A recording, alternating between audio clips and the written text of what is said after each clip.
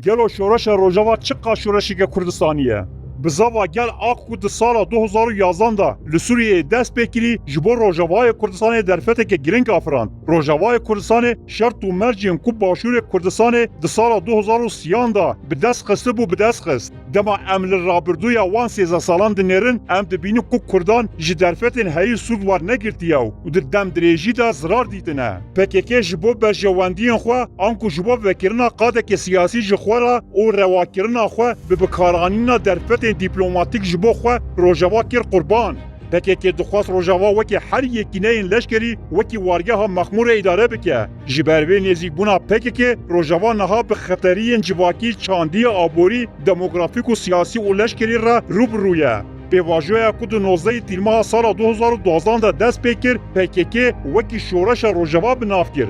Lê di rastiya xwe de rê û resmekî tewr teslîmê bû. Devleta Sûriye bi sponsoriya Îranê ev herêm radestî PKK û rêxistina wê ya Rojava PYD û tevdemê kir. Tevî vê rastiyê û pêkanînên xelat jî lê hemû parçeyên Kurdistanê ji bo Rojava hemû hêza xwe rawer kir. Bi taybetî hikûmeta Herêma Kurdistanê her cûra alîkariya aborî, manevî û dîplomasî û lojîstikî da Rojava. Di sala 2012 da gava ku êrişên Ernusra yên li ser bajarên Kurda ên wekî serê kahaniyê pêk dihat, Herêma Kurdistanê bi hemû hêza xwe piştgirî da Rojava. Bi vê awayî Ernusra hate têkbirin. Di sala 2014-2015 da dema Daişê êrişî Kobanê kirî, Serok Barzanî û hikûmeta Herêma Kurdistanê hemû destkeftiyên xwe yên dîplomatîk, siyasî û leşkerî bikaranîn. Bi vê awayî Kobanî hat rizgarkirin. Hemû Kurdan ji bo Rojava tiştê ji destê wan dihat kir. Lê PKK bi mantiqê bila biçûk be lê ya min be nêzîkî van alîkariyan bû. PKK tenê rêxistina xwe û pêkhateyên bi wê vegirê dayê hiştin. Vê nêzîkbûna PKK, Rojava ve guherand îdareyekê mîna Koreya Bakur merkezî û otorîter. Dema pêwîstiya PKK çê dibe gel bi wêneyên Ocalan, dadexînkolanan û li dijî Herêma Kurdistanê dimeşîn. PKK destpêkê hewl da ku rêxistinên din ê Kurd ên li Rojava ji herêmê derxîne, bide revandin û wan bêbandor bike.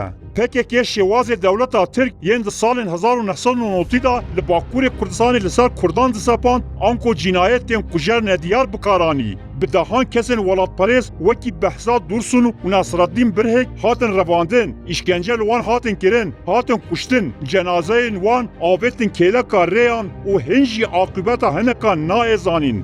Bi sedan kes bê sedem hatin girtin, işkence li wan hatin kirin û li ber çavên malbatên wan hatin işkence kirin. Caranûsa gelek kesan hê jî nediyar e.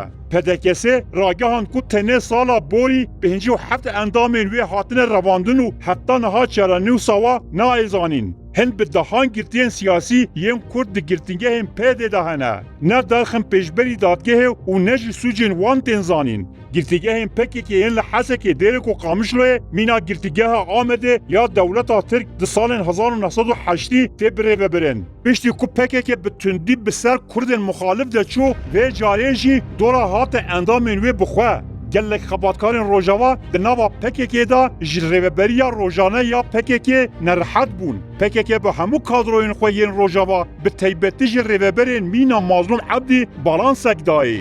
Hinek ji wan jî wekî ciwan Ereb berpirsê asayişa giştiya Rojava û dozder hemo birên Garê û Qendîlê bi awayekî ewdan kuştin. Li Rojava rêxistinek bi navê koordinasyona PKK hate damezirandin. Di vê koordinasyonê da kadroyên Bakurê Kurdistanê yên PKK hatin erektarkirin. Vê rêxistinê hemû saziyên Rojava bi serê xwe ve da girêdan.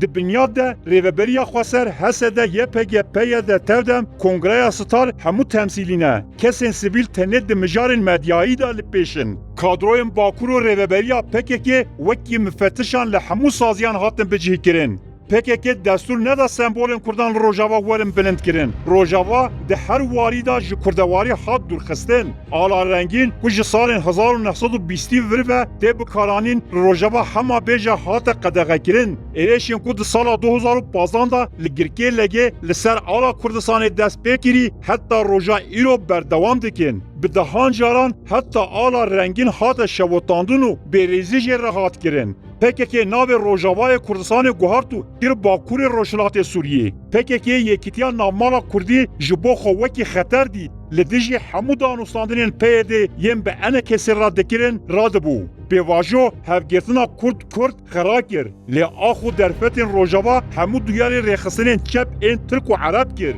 Rojava di dîrokê de xwedî hêzek mezin a wêje û hunera Kurd bû. Lê mixabin PKK duwarê çan, müzik, wêne, dîlan û awazê Kurdî de Rojava kir girara gavanî. Curek ciwanên ku rengên milliyên Kurdî nas nake, rêzê li nirxên netewî nagire, her roj li kolanan duruşman diqîre û îbadeta wêneyên Öcalan dike hata afirandin. Qedandina Kurdayetî li Rojava ne tinê ev bû. Li Rojava roj bi roj nüfusa Kurdan kêm dibe. Tiştê ku Hafız Esad di salên 1960 de bi kembera Erebî nekarîbû bike, PKK kir. Ger em li daneyên îstatîkî binêrin, beriya sala 2012 nüfusa Kurdan li Qamişlo sedî heştê bû. Îro sedî çil e. Girkê lege ji sedî not Kurd bûn. Îro tenê ji sedî heftê Kurd mane. Li Tirbespiyê sedî 58 bû. Îro sedî 35 Kurdin.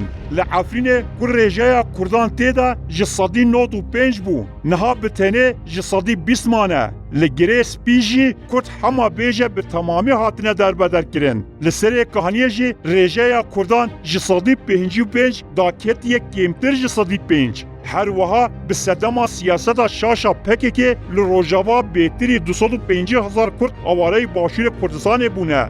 Ger wisa bidome wê nüfusa Kurd û Ereban li Rojavayê Kurdistanê wek hevlê were. An ku Kurd li ser axa xwe wê bibin kêmnetew. Ji xwe Ereb xwedî her cure îmtiyazane. Mînak, li Rojava dahatekî petrolê yê nekêm heye. Li deverên wekî Hesekê û Deyrezorê ji sedî 41 dahatê bîrên petrolê yên herêmê jî eşîrên Ereb ra têdayîn. Pereyên ku ji bo Kurdan tên komkirin ji aliyê PKK ve tên desteserkirin. Tiştê xorak, nan her roj bihatir dibe. Ceylan tune, pêşesazî û xizmet guzarî nayê kirin. Kes nikare rêveberiyê rexne bike. Pir eşkere ye Rojavayê ku Kurdan hêviyên xwe pê girêdabû 11,000 şehîd û 3,000 birîndar ji bo azadkirina wê dane. û bi sedan gund û bajêr xerab bûne û bi sedan hezar kes jê aware bûne. Niha bûye parçeyek ji ajendeya PKK bo kar û barên napanî û veşartî.